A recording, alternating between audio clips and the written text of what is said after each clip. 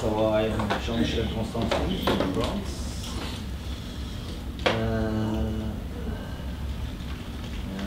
This is my song. So, thanks for the invitation and the opportunity to be in Singapore. It's one of the places I prefer in the world, so it's thank you very much to be here. GE asked me to talk about protective ventilation and how to move on to the next step. So the agenda of the day will be what is the state of the art in terms of protective ventilation and what should we do to move on to do it better for the next future, and probably the next future is today. Maybe tomorrow, but I think it's today, the real future. So I am an anesthesiologist. I spend most of my time in ICU, and I am the head of 4 ICU in the Department of Perioperative Medicine. We're going to talk essentially about mechanical ventilation in ICU, but if some of you work in war, I think it's absolutely the same thing. We know now that mechanical ventilation is the same in OR and in ICU. And if it's not the same, it means that it should be the same. Because we have the same patients, the same ventilators, and the same rules. We are a small audience, so if you want to stop me because you are not agree with one of my sentences or because you don't understand something, just stop me and we could discuss at any time you want.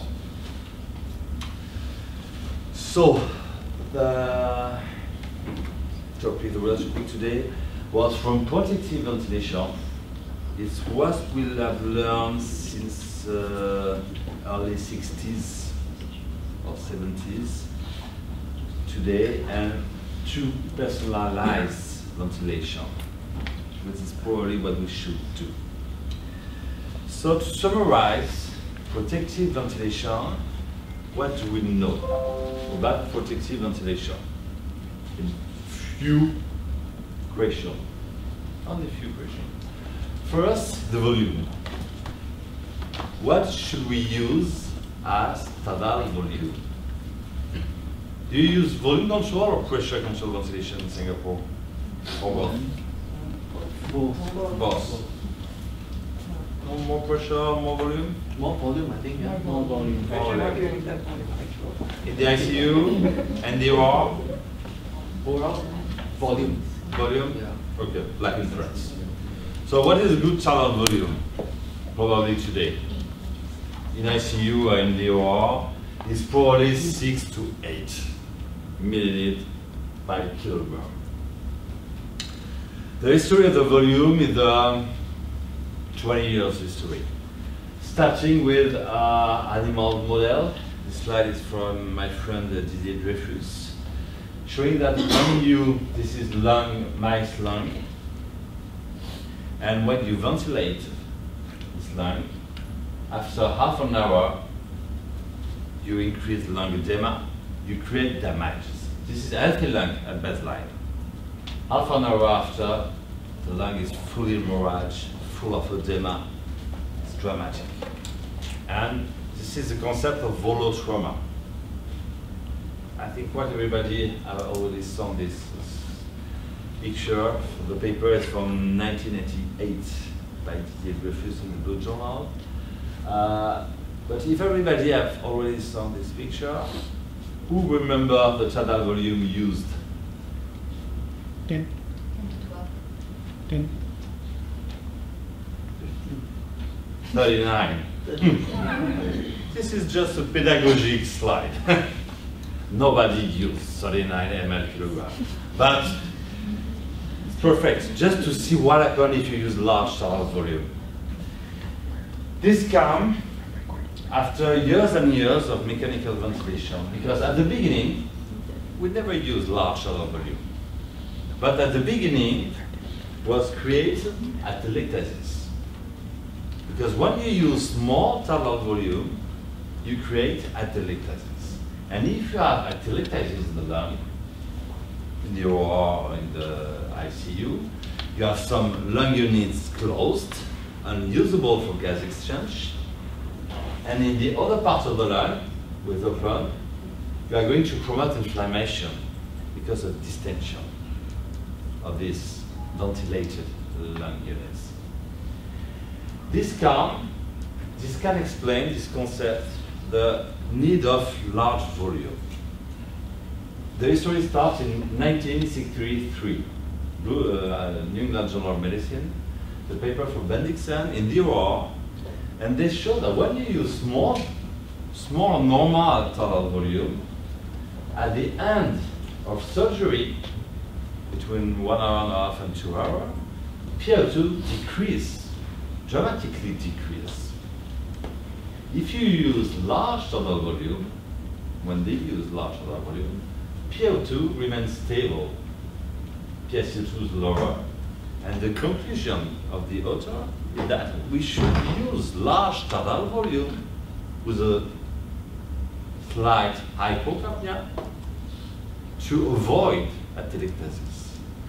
1963, 40 or 50 years after, in the anesthesia textbook, this paper is always cited to say you should use large total volume to ventilate your patient. It's amazing. Because, yeah, if we use large total volume, we probably avoid the part of atelectasis, but we are going to promote inflammation, lung damages, and when you promote inflammation in the lung, you put inflammation in all the body. And this is really, really, really important. When we use large total volume, we create hyperinflation or overdistension.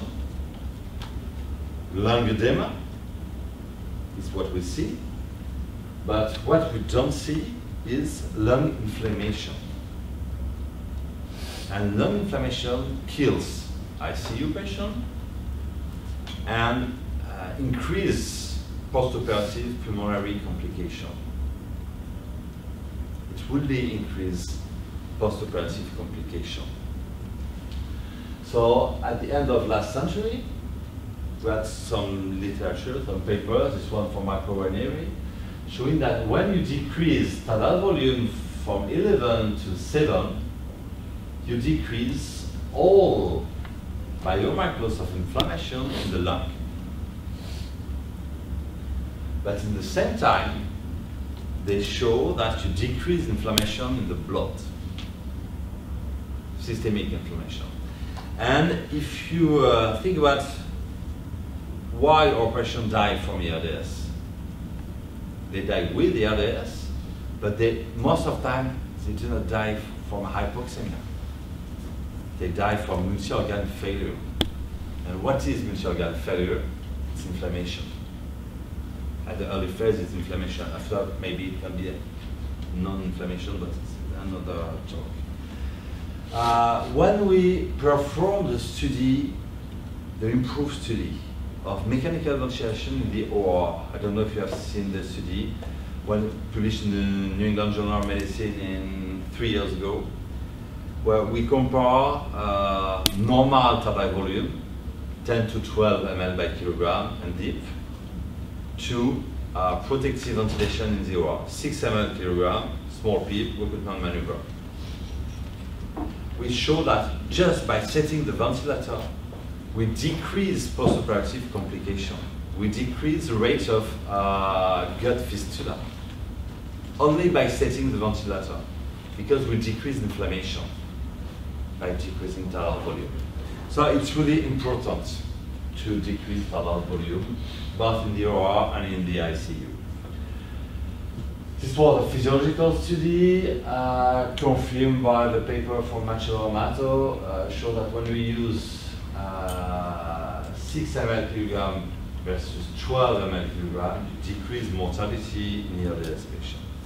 We can discuss a lot of this paper. Probably 12 is too much, probably it was a small number of patients, but a few years after it was confirmed by the ERDS network, then when you decrease total volume from 12 to 6, you decrease the overall mortality of ICU patients with ERDS. to the first step of the study. So to summarize, quite 20 years of research, total volume 6 to 8. Just one sentence, 20 or 30 years of research. 6 to 8 ml per kilogram of predicted body weight. Could be trivial or evident for the younger of us, for the elders, but it's a huge difference between what we have learned 20 or 30 years ago and what we have to do today. Why should we set our volume according to the sex and size? Only because if you look at these two patients from ICU, two girls, the same age, quite the same size, not the same weight. We go to CT scan, android the patient, remove muscle, everything. Just look at the lung with a volumetric software, measure exactly the same. When you take weight, it's not in the lung, it's outside the lung. The lung is gas, it's not so heavy, it's only gas. So just set the ventilator according to the sex and the size. So 6 to 8 ml, pressure. Next step for protective ventilation is pressure. What we know about pressure? And which pressure are we talking about? Probably the only important pressure is plateau pressure. The only pressure that could be harmful for the lung is the plateau pressure. The peak pressure, here the patient in volume control with square flow, you have the increase in the pressure. The peak pressure is the resistive pressure, not so important, unless it go up. After you have the plateau pressure, most of time is a surrogate of alveolar pressure. So the magic number is below 30 for most of the patients. Probably not for every patient, but for most of our patients. And if we look to the guidelines published this year, guidelines of how to manage patients with ERDS, the experts from the US, from Europe, said that we recommend that every patient with ERDS receive mechanical ventilation with total volume 4 to 8, no risk, and plateau pressure below 30. It's quite simple, but if you do that, it's probably not the best, but it's safe. It's protective for the lung. Not for every patient, for most of the patients. Which pressure can we look to? So plateau pressure. Maybe we can have a look to the transpulmonary pressure. Oh, sorry, no. Driving pressure. Driving pressure, because everybody talks about driving pressure today. I'm not sure it's so important. I think it's just because of this paper. Marcello Amato, Highbrower, the head of the Heart and Lung Institute in the United States. More than 500 papers on ERDS. Laurent Bochard from the Blue Journal, David Schoenberg, Daniel Talmore from Boston. All big guys. Driving pressure, really smart, new pressure. Really new. It's the difference between plateau pressure and PIP. It's really new. Since we use ventilator, we use driving pressure. But driving pressure is what? PIP lax means PIP. This is a French PIP, sorry. So it means that driving pressure is total volume divided by compliance. And my friend Luciano Gattinoni, I think you know the name of Luciano Gattinoni, one of the most known people in the field of ICU. Luciano said driving pressure is a simple way to explain mechanical ventilation to US physicians, because they were never able to understand what was compliance. which I don't speak like that. They never know what is compliance, so they use driving pressure, but it's not true. Now, probably Luciano is right. I believe it. But the paper is really, really smart on a statistical point of view. I have in my team a smart guy, a statistician really smart, a big mathematician, not a doctor or PhD, big head. He read 3 times the paper, is unable to understand what they did. What they did? They took patients from 9 LCTs from 2000, from 1988 to 2012.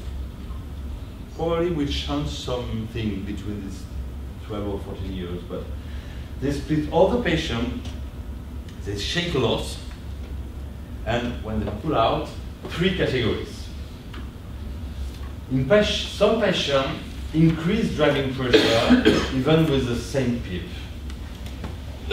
Some other, whatever you do, tidal volume or PIP, they keep the same driving pressure, and the other, when you increase PIP, you decrease driving pressure. It sounds like recruitment. If you decrease driving pressure when you increase PIP, to my mind, it sounds like recruitment. So 3 categories of patients, and what is the magic bullet? Is that when driving pressure increases, mortality increases. When driving pressure decreases, mortality decreases. It's magic.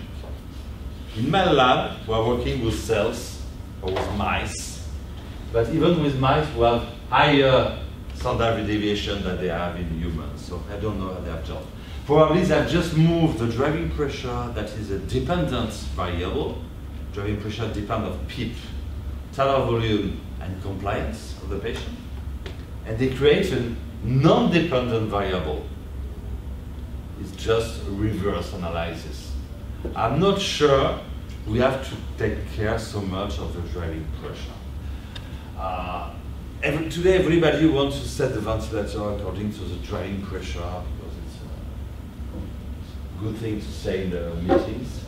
I'm not sure because we have absolutely no proof that it will change something. Maybe we just have to look to the driving pressure, it could be interesting. But probably no more than the other pressure, no more than plateau pressure, for an example. And if we look to lung safe study, you know what is lung safe? Everybody of you?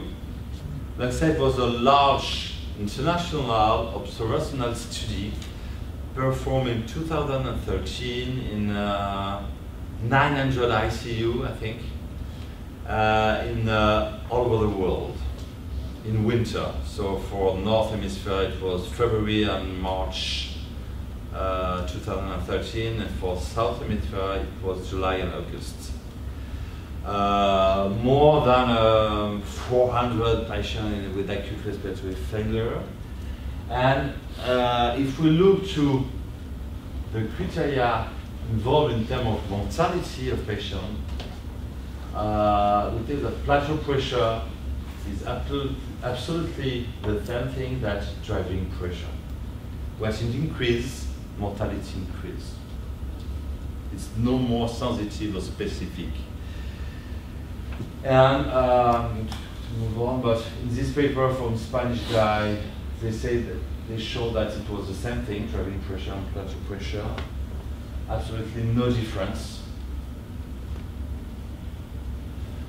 And in the French paper, retrospective analysis of accuracies. Accuracies was a study performed in 2010 by Laurent Papazian on neuromuscular blockage. Do you remember the study? When you give cisatracurium to patients with ARDS, you decrease mortality. And the study of Clermont-Ferrand in 2013 on prone position, the ProSEVA study. So they mix all these patients.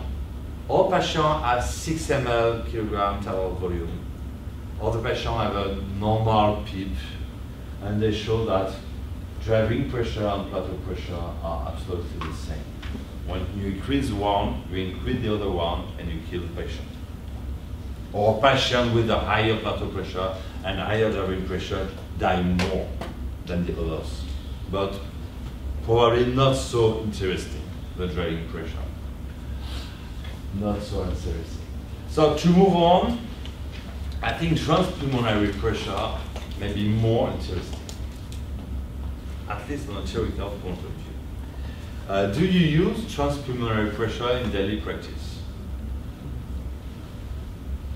So I don't.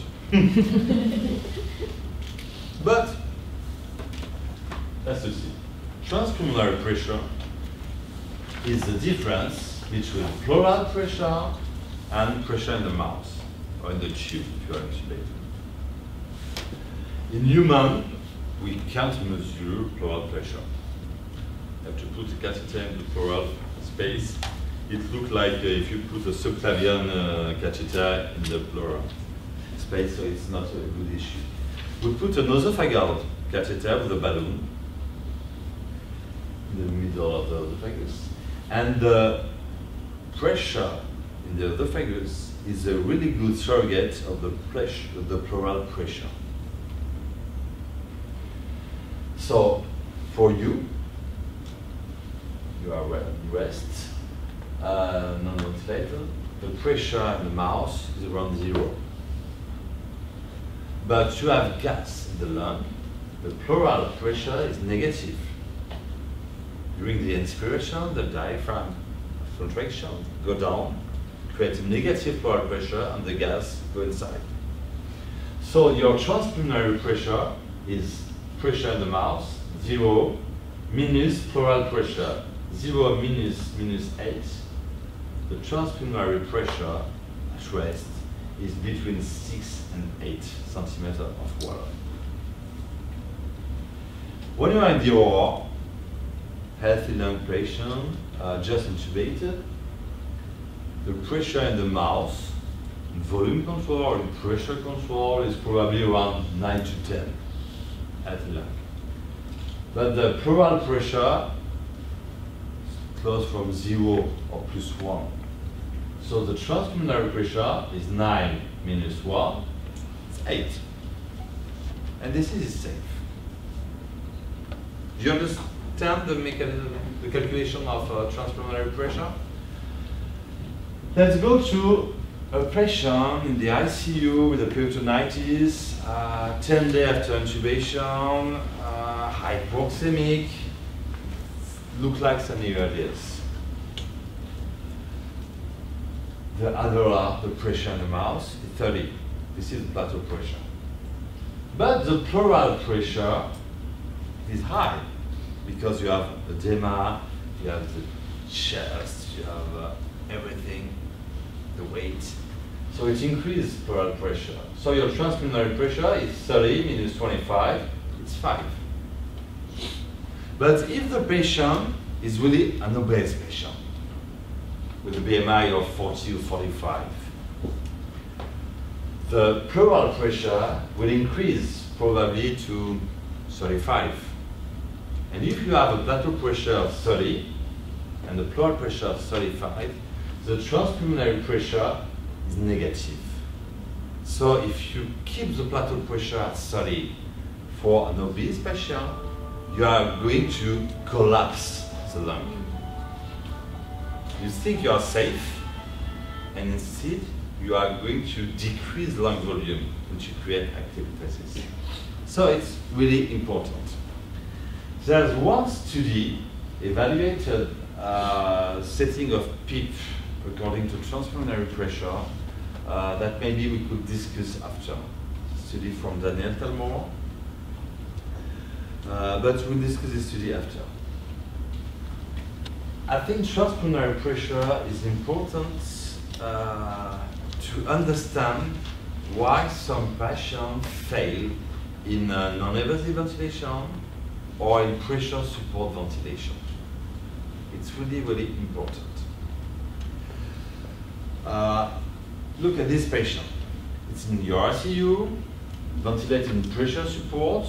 The RAS score is +1 or 0, little bit agitated. And the compliance looks good. Pressure support level 3 centimeters of water, PEEP 7. Are we safe? Yeah, probably we are safe for this patient. So blood gas are okay. Everybody is comfortable with that. Let's move on. You know this guy? Dizzy Gillespie, one of the most famous jazz trumpetists. Dizzy learned trumpet in Harlem in the streets. And look at his face when he played trumpet. No techniques. Why? Because when Dizzy played trumpet, the pressure in the trumpet, in the mouth, is 150. This is the plateau pressure of Dizzy. Dizzy died, but because he was old, not because of pneumothorax. But if your patient have a plateau pressure of 150, they all die. And why did they not? Because to put the gas in the trumpet, to have 150 centimeters of water of plateau pressure, the pleural pressure is around 140. You have to push a lot. So transpulmonary pressure is 150 minus 140. It's 10. It's safe. It's absolutely safe. But your patient in pressure support in the ICU, the one we spoke just before, pressure support 3, PEEP 7. If the patient is hypoxemic, what is going to do in NIV or if it is intubated? Because he's sometimes acidotic, sometimes hypoxemic, etc., etc. With a deep breath. To promote the deep breath, the pleural pressure is going to decrease. Minus 15, minus 20. If you have 10 centimeters of water of pressure in the mouth and minus 15 in the pleural space, transpulmonary pressure is 25. And I bet this is harmful. And probably most of the patients who die under an IV with IRF or under pressure support ventilation, everybody say, and I say, we have to wake up the patient as soon as possible and to let them breathe by themselves. Because this is the future of ICU and to put them in the bicycle and etc., etc. But if they are hypoxemic, if they have deep inspiration, even if the compliance looks good, you are going to hurt the lung. So the message is not, Monsieur, transpulmonary pressure to other patients is difficult, it's expensive, it's invasive, it's probably not the future. My idea is probably just try to think about the transpulmonary pressure when you look to your patient. And let the plateau pressure probably a little bit higher in the obese patient or in the patient with peritonitis, see a lot of edema, the abdominals go up, etc., etc. And when the patient are in pressure support or in NIV with the deep breath, if you are not able to decrease the deep breath, probably you should use sedation for this patient. Because in a few hours of day, they're going to hurt their lung, and it's probably not so safe. I think it's one step more the transpulmonary pressure to understand what we do with our patient. It's a small, really small revolution, but it should change our way to think about our patient. So let's move on. Next question. Which respiratory rate could we use to be safe in ICU? What is the answer? Who tried? A number? An idea? I spent years and years to say, oh, at the limit of how to PEEP. If you have the beginning of increasing PEEP, just decrease a little bit the respiratory rate, it will disappear, and probably it's a good respiratory rate if you need to breathe a lot. Because when you use smaller volume, You need to remove some CO2, so needing high respiratory rate. Is everybody quite okay with that? I was okay with that too. But when we say small piece of energy, this is PIP. Most of the time this is PIP. And here you have the dynamic energy. It's the tidal volume and the minute ventilation. To compute the power delivered to the lung, this is a simple equation. As I said yesterday, all residents in France know this equation. You don't? No, nobody knows the equation, but just have a look. The different components of the energy is respiratory rate, delta V, elastance, resistance, PIP, IO ratio, a lot of things. Not so important. Just look at the amount of energy. When you increase PIP, you give more energy in the lung. Probably it's not so important. But when you increase tidal volume, respiratory rate, you put a lot of energy in the lung. And when you put a lot of energy in the lung, this is only animal results. We have no proof in human. But more you put energy in the lung, more you kill pigs, for example. But what is interesting that when you use less energy, you have quite no more diabetes. Good afternoon, everybody. Welcome. We just discussed about protective ventilation, the basic of ventilation, and the amount of energy. This is a new concept from Luciano Gattinoni, one more time. And to summarize the energy, because it's really preliminary results. No data in human, only in animals. But it makes sense that more you give energy to the patient, more you promote lung injury. In this review from Luciano, the key message is that the most important is to be protective. Small tidal volume, good pressure, etc., etc. That when you are with small tidal volume and good pressure, probably try to look about the energy. That's even with 30 centimeters of water plasma pressure and 600 kilograms of tidal volume, if the amount of energy is too high, delivered in the lung, you are going to hurt the lung of your patient, and you are going to promote inflammation, etc., etc. You are going to kill some patient. Preliminary results, but I think it makes sense, and we should take it into account.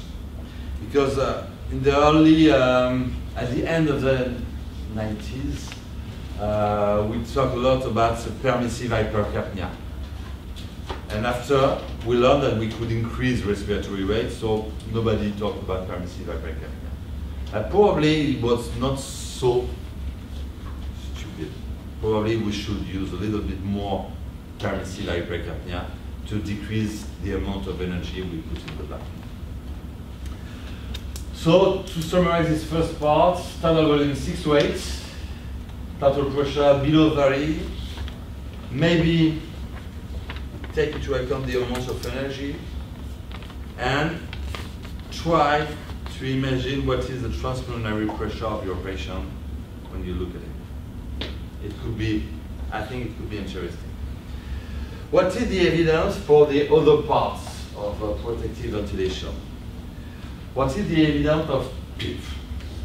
What PIP should we use? What is the evidence for recruitment maneuver? Should we use recruitment maneuver? I don't know. 40 years of research and I don't know.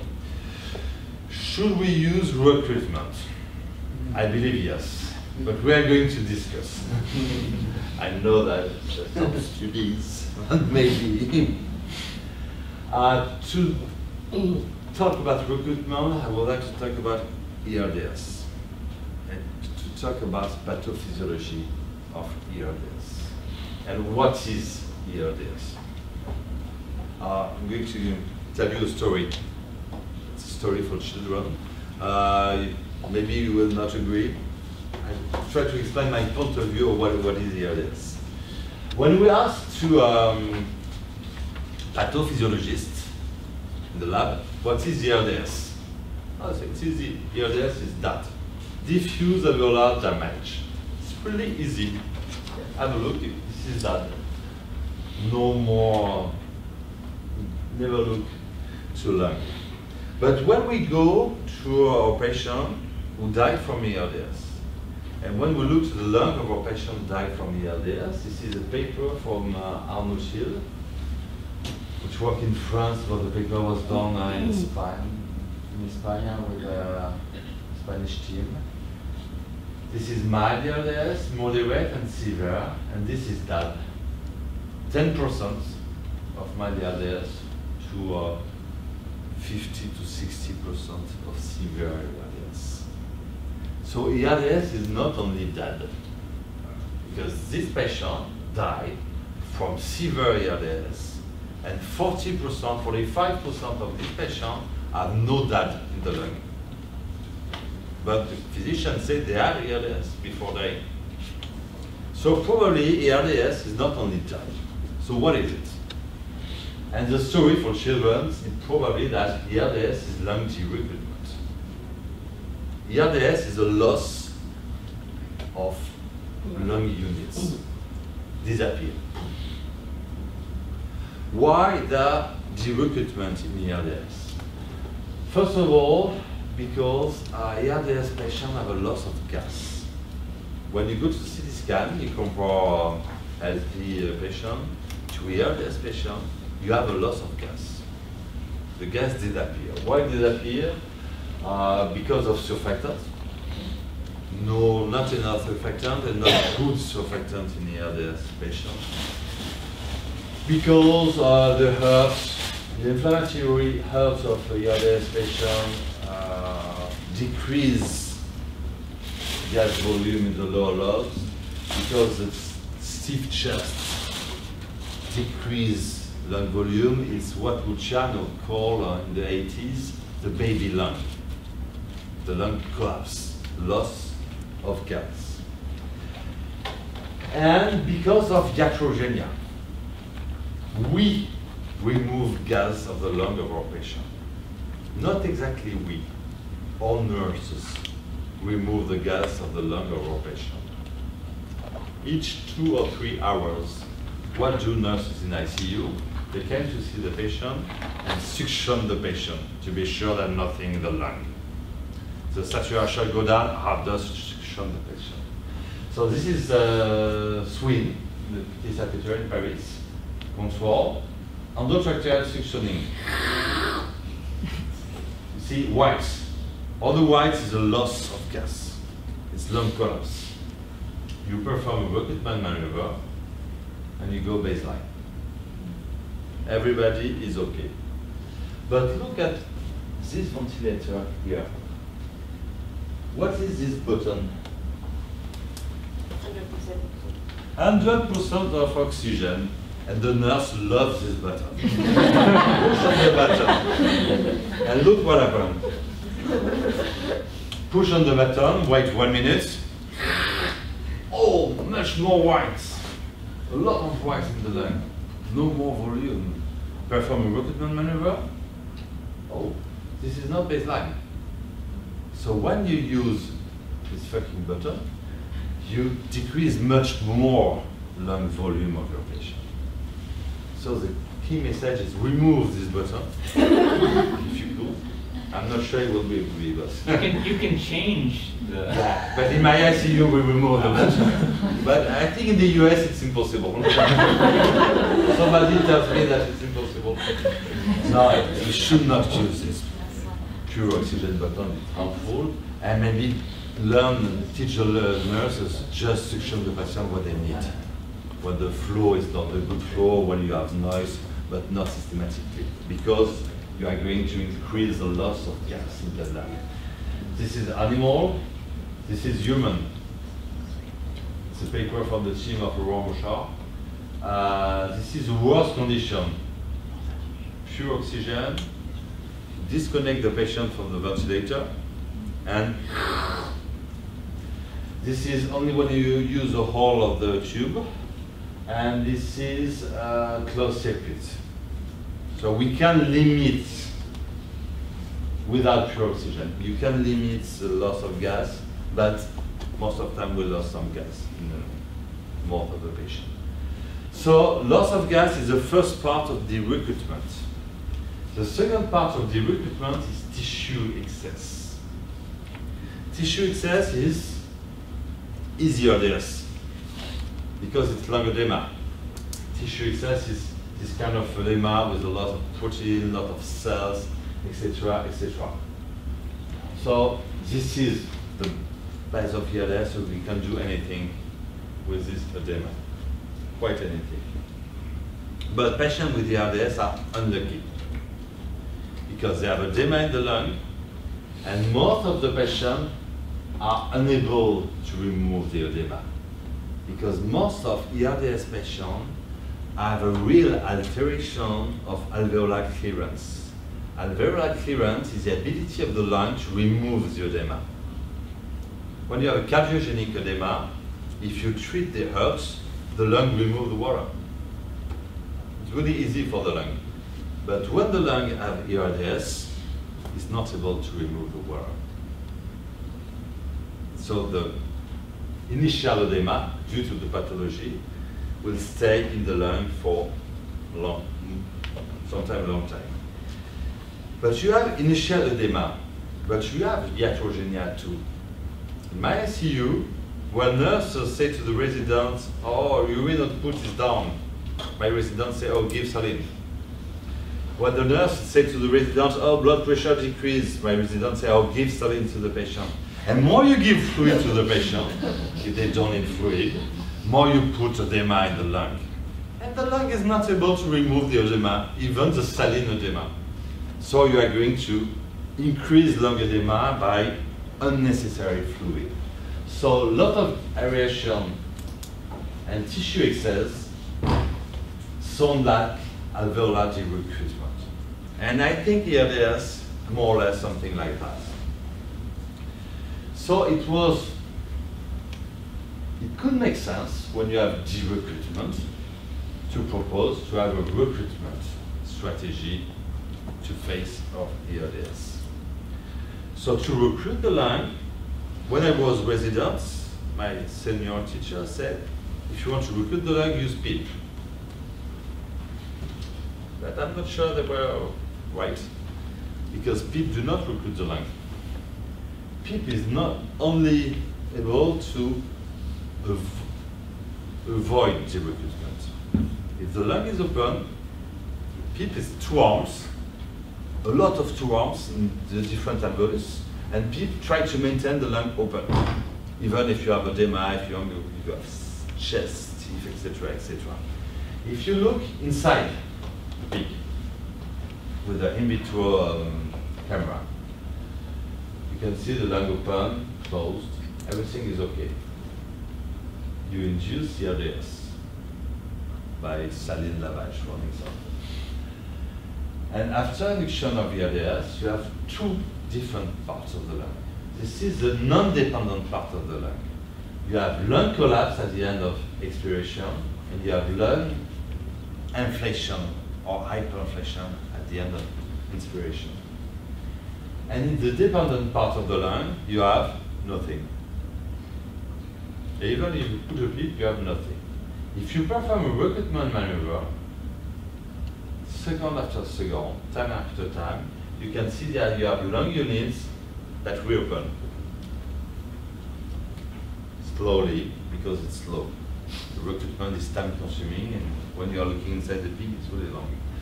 But you can see that most of the time it's reopen, and after, put a PEEP, and you can ventilate your ERDS PEEP. It's what we'll do tomorrow. And when you use PEEP, you have no more expiratory lung collapse. And if you use smaller volume, you have no more hyperinflation. This is really for children. This is really an history. Let's move on to clinical practice. ERDS patient. with dip. I'll show you one more time. Left lung collapse, right lung more or less healthy. PO2, FiO2, 171. We use PEEP 11. So old study, and we use the PV curve, and the PV curve say, oh, you should use PEEP 11. So everybody use PEEP 11. So we use PEEP 11, and oh my goodness, it did not change anything. Maybe you put some gas in the right lung, who was quite healthy, but it do not change anything, and it do not increase PO2 no more. So we were in the CT scan. We perform a recruitment maneuver. Really simple, 40 centimeters of water, 40 seconds. And we had a CT scan from 35 to 40 seconds. And look, oh, everything is open. And PO2, 2 minutes after, goes up. This is recruitment. But 10 minutes after, we perform the same, the CT scan with same PEEP before recruitment maneuver. And what we can see that the lung remains open. So the PEEP was not able to open the lung of your patient, but if you open the lung with a recruitment maneuver, for example, the PEEP is absolutely able to maintain the lung open. This is a so-called open lung concept. So I don't know which PEEP level we should use. And the guidelines say that, no, they don't say we recommend, they say we just suggest. Maybe you can use high PEEP, but we're not sure. Conditional recommendation, moderate confidence in effect estimated. And for recruitment maneuver, the experts say, we suggest that you maybe use recruitment maneuver. This guideline has been published in the beginning of this year. It's probably quite important. So why is the level of evidence so low for PEEP and for recruitment maneuver? For PEEP, we have 3 large randomized controlled trials. US, Canada, France. This is the US trial, Armoire, Algolai, sorry. Low PEEP table. You know that? PEEP FiO2 table, low PEEP, high PEEP. And when you look at the results, absolutely no difference in terms of mortality, even if it's adjusted the age of the patient. So we move. Last study. Quite the same, but with a really high plateau pressure in the high PEEP arm. I don't know why. Canadian physician, no mechanical ventilation. Deborah Cook was part of the board. Deborah Cook, you know very well ICU. And 2008, so the study was designed in 2005, I think, and plateau pressure of 40. No different in the outcome, in terms of mortality or whatever you want. The Express trial, published the same day in JAMA, to low distension arm, low PEEP, maximal recruitment. You know the Express study? They don't use the PEEP FiO2 table. They use another way to set the PEEP. I love this way to set the PEEP. You use 6 ml/kg of total volume, and you increase PEEP to reach 30 centimeters of water of plateau pressure. So the level of PEEP will be set according to lung compliance and not according to a FiO2 or to oxygenation. Because oxygenation is a lot of things. It's cardiac output, oxygen consumption, and a lot of things. Like just setting according to physiology. Unlucky, no effect on mortality, but it increased ventilatory free days. I did it. So probably you go faster, but don't change the mortality. So no more evidence for PEEP. Maybe prone position. Do you use prone position in Singapore. Yes. Yeah, you're perfect. Like in France, you use front position. In the lung safe study, 14% of patients of ERDS patients have prone position in the world. So I think half in Singapore and half in France, probably. So why? Because of this study of my friend Claude Guérin, the ProSEVA study, and Claude showed that when you use prone position, you decrease mortality. Probability of survival is better in prone position group than in supine group. But French physicians and maybe Singaporean physicians have low memory, small memory, because Luciano Gattinoni 2001, no difference, prone versus supine. Claude Guérin, the same, 2004, JAMA, no difference. Jordi Nocebo, 2007, no difference. Andrés Fernandez, no difference. They moved from the New England Journal to intensive care medicine. It's not the same. Or again, Luciano Gattinoni, 2009, prone position, no difference, whatever was the patient, severe or non-severe patient. And the experts have strong memory too, say that maybe we recommend to use prone position. One study. I don't know, maybe we should use prone position. Maybe all the patients should not mean prone position. I don't know. Probably what Claude Guérin did, the difference between the Claude Guérin study and the other one is in this slide. This is a slide from Claude Guérin he used to explain his protocol when he started the study. He said, as soon as VO2 effector ratio is above 150 with a low peak, for 4 hours in the supine position after rotating, this will stop neuromuscular blockage and stop sedation and make the patient brace by themselves. And probably the major issue of this study is here. Because when you put a patient in prone, every time you increase PO2, it's physiology. You decrease the shots with a modulation of ventilation perfusion ratio. So if you increase PO2 faster in the prone group, you stop neuromuscular blockage and you stop sedation earlier. And if you stop earlier, they breathe along earlier, and you are going to decrease pneumonia, to decrease the ventilator-induced lung injury, to promote rehabilitation, and to extubate the patient. And I'm sure this is a major part of the results. Claude is absolutely not agree with me, but I'm sure it's part of the result. But maybe we should use prone position, at least for some patients. Should we use recruitment maneuver? I'm sure. I was sure. I don't know now. We're going to discuss about that. So I know that you have read this famous paper from Marcelo Amato group in Brazil. So the ART study published in JAMA October the 2, I think. Presented in the ICICM in Vienna at the end of September.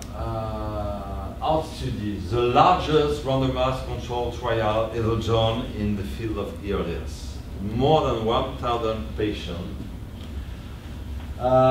In Brazil, all South America, some country in Europe, few countries in Europe. So I think that's all. So they compare the ERDS network to interventional arm. You know Marcelo Amato? Never changed.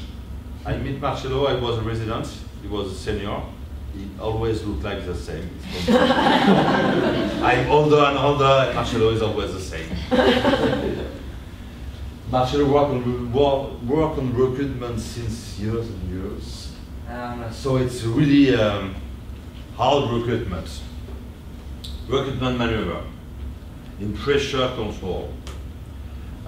PEEP was set up to 45 and decreased slowly. Find the best compliance, perform another recruitment maneuver. PEEP. Initially PEEP was 45, decrease after at 35. And after, use the PEEP just before, just upstairs the best compliance. They compare this strategy to FiO2 PEEP table with low PEEP. The study is fantastic.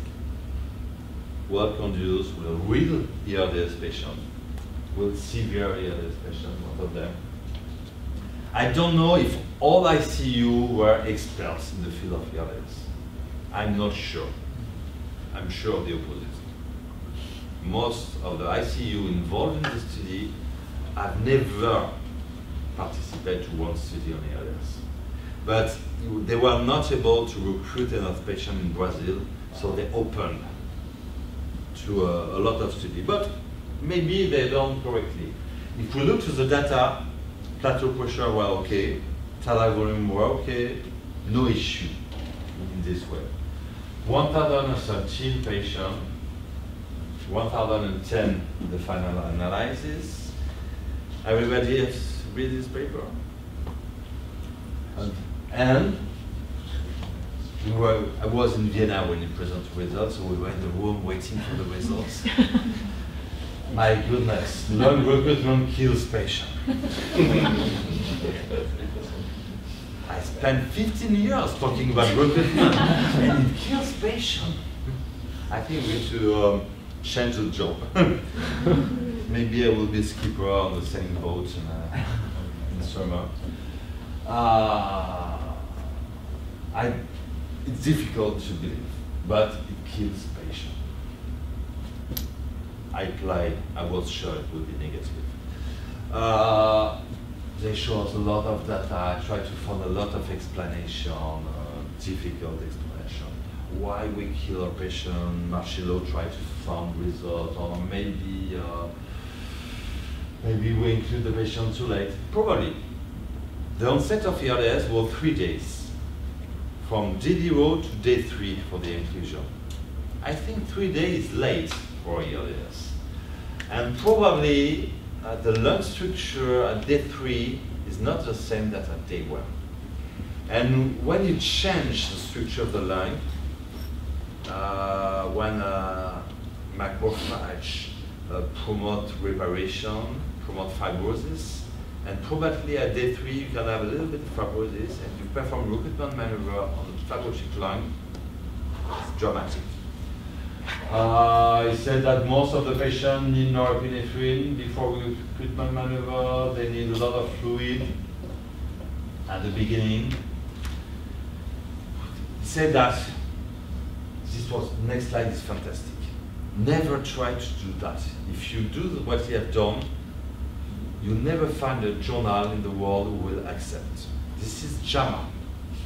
He said, in few patients, we have the EIT. 2 or 3 patients, we have EIT. On 1,000, 2 or 3.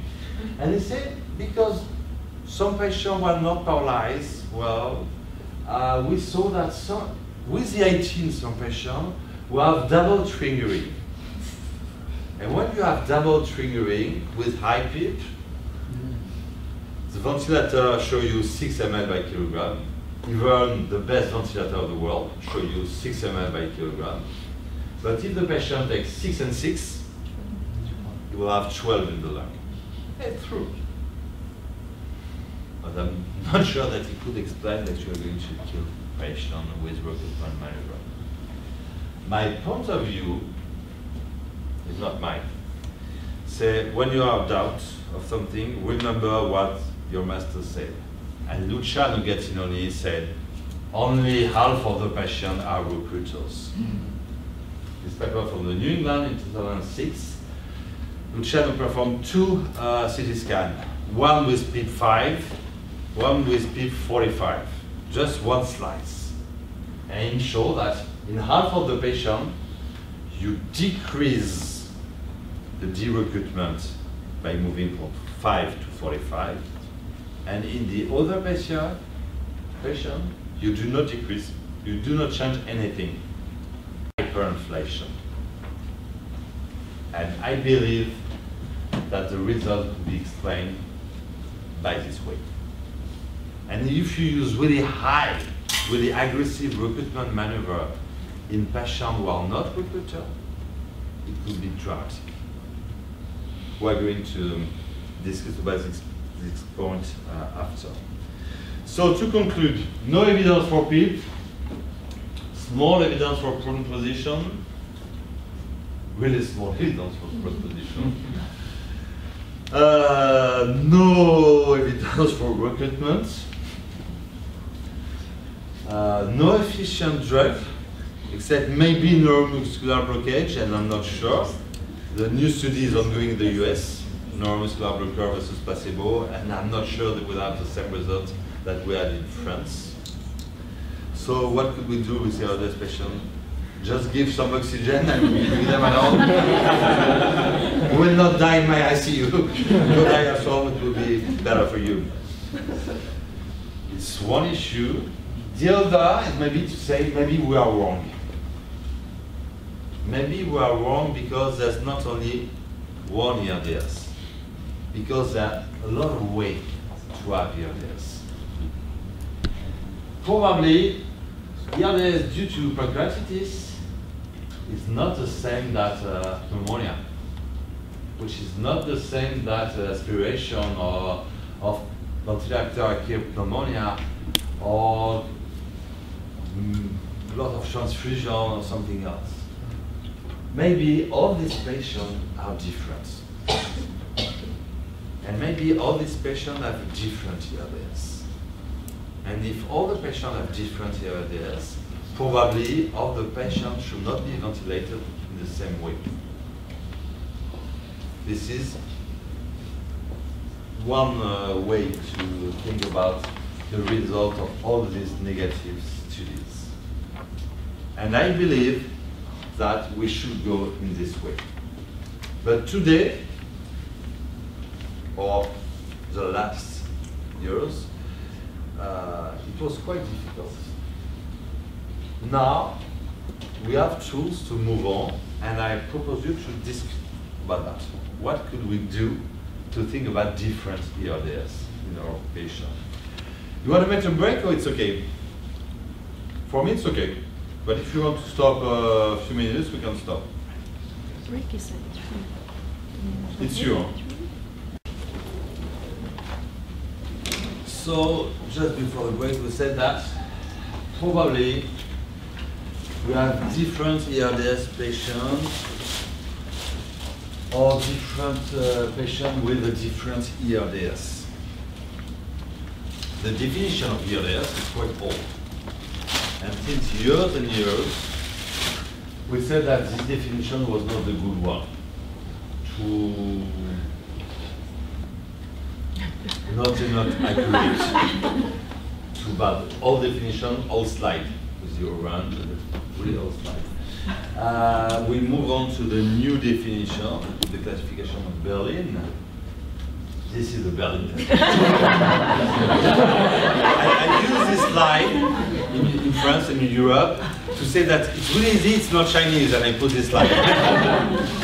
But could you help me? Because I use this slide since a few years, and one time in France, in Switzerland, I remember, somebody in the audience said, hey, not Chinese, it's Japanese. Japanese. And I was unable to say anything about that. Japanese? Japanese, because I found it by Google in Mandarin Jama. Maybe Google was wrong, it's Japanese. So now I say it's not Japanese. Yeah. So for me it's easier this way. Quite easy. Mild, moderate, severe. They removed the acute lung injury, which was acute, what was not ERDS, out. 1 week for the timing. It's quite important to use the same patient. The level of hypoxemia, the main issue remains here. The severity of patient is always the level of hypoxemia. Contrary to the old definition, here we have a small level of PIP, at least, but it remains the level of hypoxemia. It should not be only fluid, but it could be a part of fluid overload. And I think this has been removed. Is it so magic? Probably not. Probably not, but because when we do the diagnosis of ARDS, we only put the diagnosis of a syndrome, and we don't know what is under ARDS. And we have no difference really in what is under ARDS.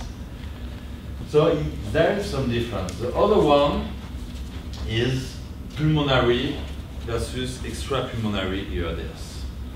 This is an Italian way of life. This has been proven only in Italian papers. Nobody in the world have shown that there's a difference between pulmonary and non-pulmonary. In France, in the US, probably in Singapore. But the Italian guy continues to say this is pulmonary and extrapulmonary. And they show that probably there's a small difference in terms of compliance of the lung, of the chest, etc., in pulmonary and non-pulmonary ARDS. And recently, more recently, the group of Michael Mattei showed that pulmonary and extrapulmonary ARDS, or direct and indirect ARDS, have not the same level of markers of epithelial injury or endothelial injury. So probably a small difference. But this is this is the beginning of the new approach of ARDS. This is an old approach, but Luciano is always a smart guy, and I think he's thought really early in the 80s or in the 90s that there was not only one ARDS. And now the approach is about phenotype of ARDS. You know what is a phenotype? Phenotype is easy. Phenotype is what we see.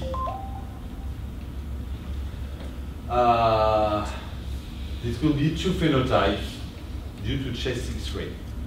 Phenotype is the visual expression of what have induced the genotype, for example.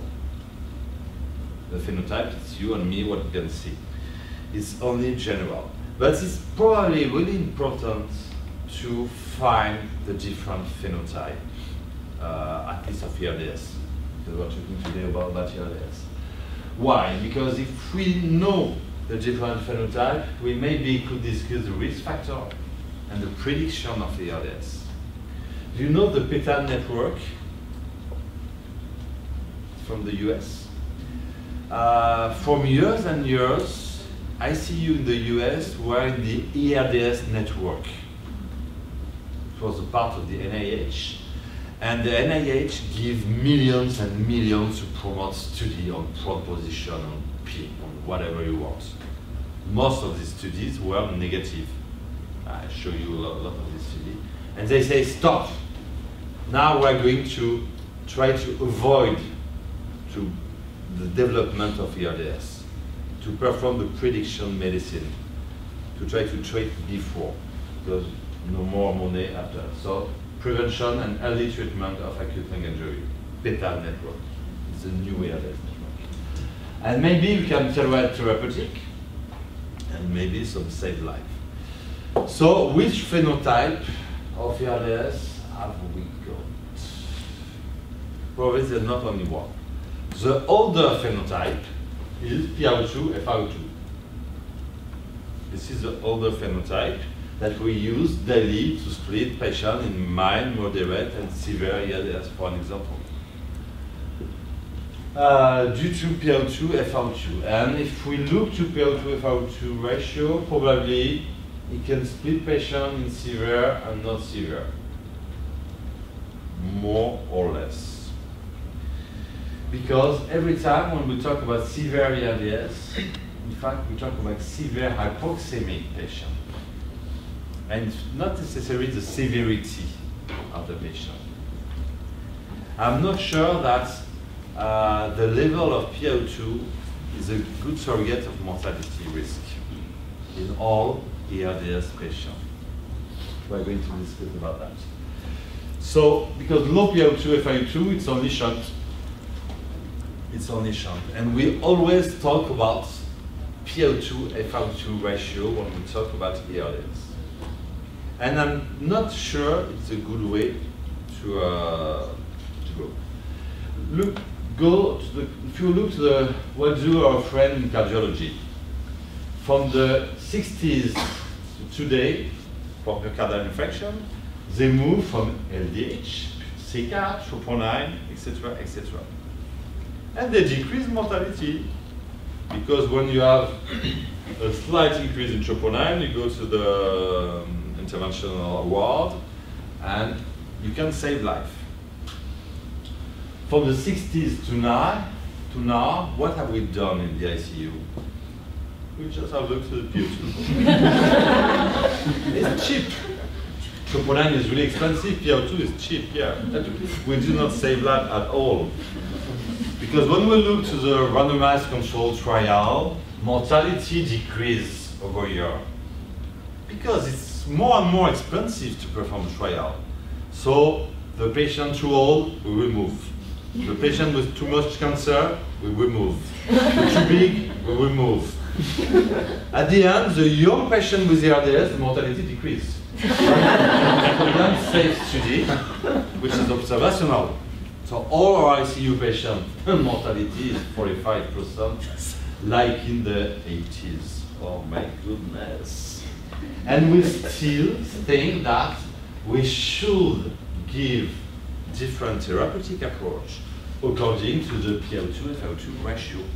This is the editorial published in the same time of the Berlin definition, and they say that a low total volume for all patients, I'm quite agree, low to moderate PEEP for the less severe patient, I'm not sure, high PEEP for the severe, I'm not sure, HFO, remove, kills patient, ECMO, I don't know. You use a lot of ECMO in Singapore? No. Ah, you're better than in France. Too much ECMO in France. Etc., etc.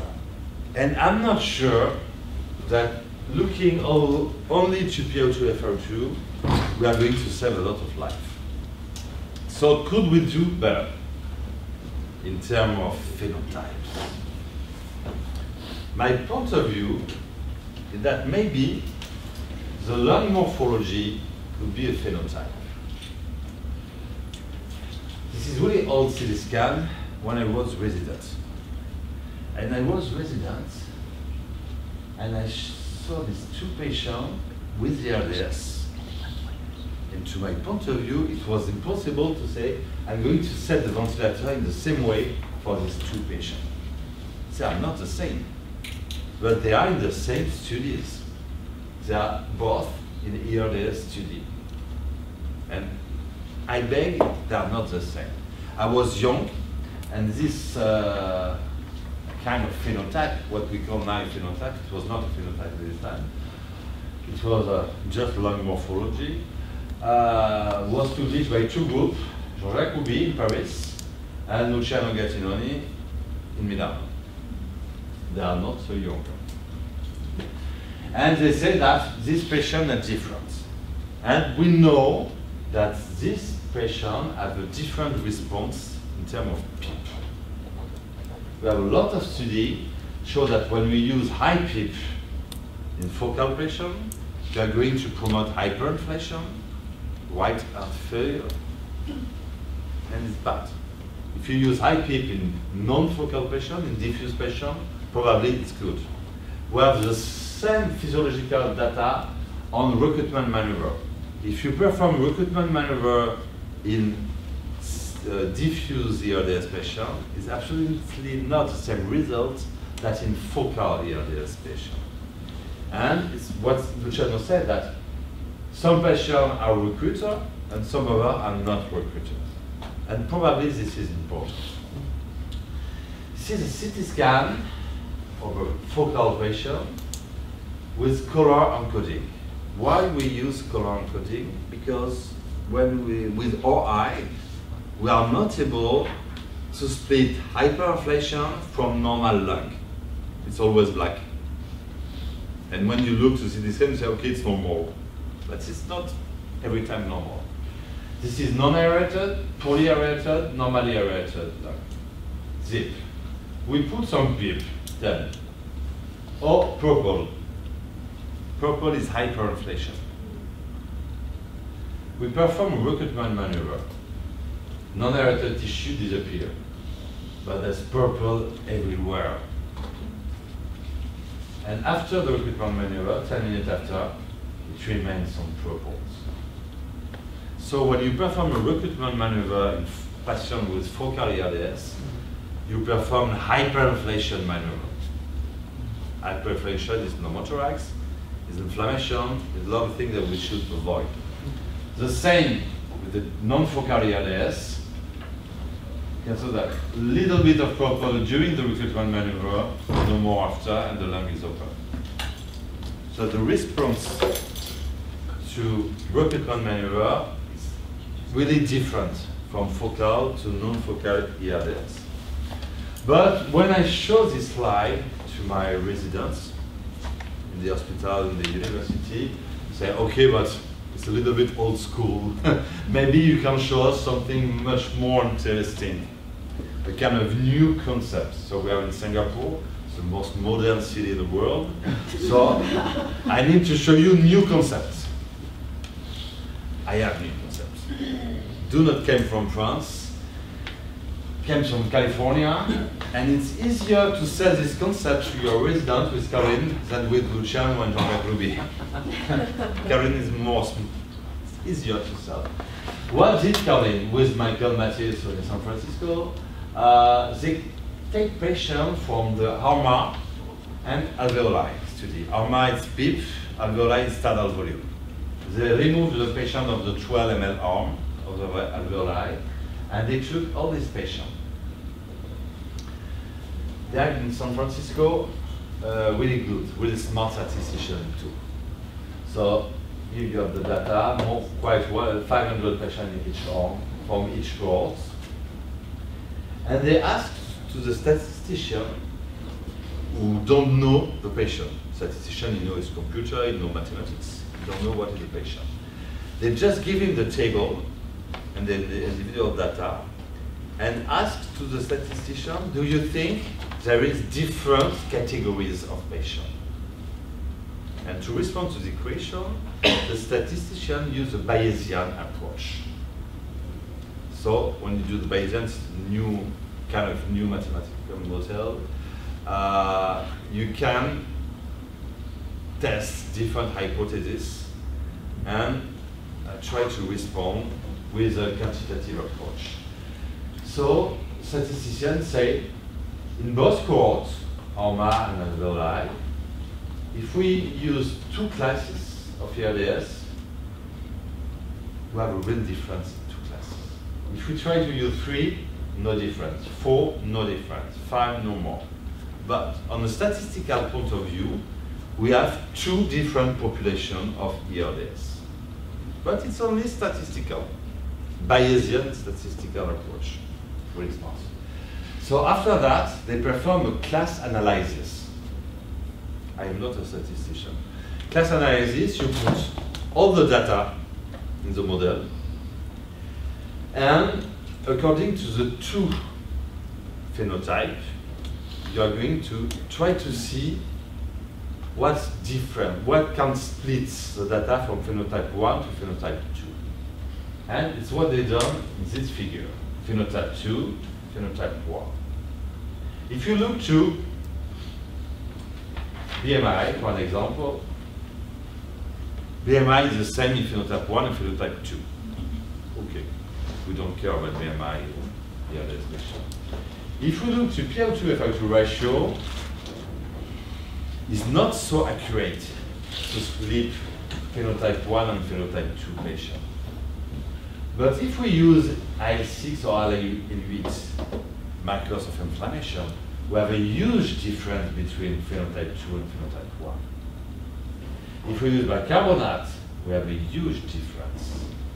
So we have one phenotype with hyper-inflammatory phenotype, and one where inflammation is quite normal, probably quite normal. These are the two phenotypes published by Caroline Coffey. And interesting because they are not the same mortality. Really not. Mortality in phenotype 1 is 23%, of phenotype 2, 44% at day 80. When you perform a trial, if you have much more phenotype 2 in the interventional arm, it will be really difficult to show a statistical difference between an intervention and one another. The mortality is not the same. And the response to PIP is not the same. In one phenotype, when you use high PIP, you decrease mortality. In the other, absolutely not. You may increase mortality in the other phenotype when you use high PIP. But this was only biological phenotypes. And my point of view, I prefer, no, I not prefer, I'm working since a long time on lung morphology. During years and years, people in meetings tell us when we show data on lung morphology, yeah, okay, it's just an image. Move on. It was quite boring for us. So we perform with my group, as you were, in France. We perform a large multi-center trial, not so large, just observational, but all patients had chest X-ray, CT scan, and blood sample. And for blood sample, we look to